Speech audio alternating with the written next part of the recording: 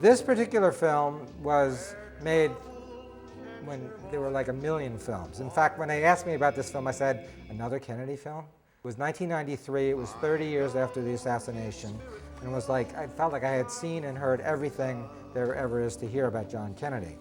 And somebody, not me, made a really smart decision to not do interviews in sync, but only do voiceover. Because if we did the sync interviews, you'd have, you know, an 82-year-old Ted Sorensen remembering John Kennedy on camera, and all of these people, all these basically old men and women, remembering this 43-year-old guy.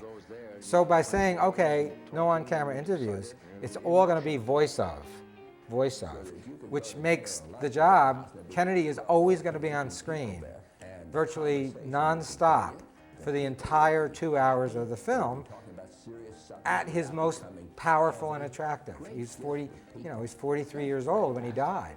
So I'm not going to have that retrospective look. I'm going to feel like I'm with him. And that's a harder kind of film to make. Now, pictorially, it's kind of a problem because you can never cut to the interview when you don't know what else to have on the screen. There's no interview to cut to. There's always got to be something up there which is serving the words. We start out playing to your Kennedy was a saint prejudice. You know, all of the iconic pictures, the saluting little boy, chuckling his daughter under the chin, everything is sunny. And of course then there's the other side. He was a drag queen, he slept with every woman, he was a bad guy, blah, blah, blah. He's not really dead, you know. So, okay, well that's the other side of the equation. Everybody's got something to say about John Kennedy. I'll be famous, and you can tell all your grandchildren that you once went to bed with me.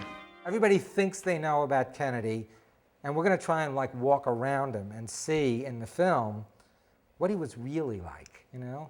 Like he was good, he was bad, he was this, he was that, he was smart, he was reckless, he was all those things. But we're trying to say, this is our intention. For the great enemy of the truth is very often not the lie, deliberate, contrived, and dishonest, but the myth, persistent, persuasive, and unrealistic.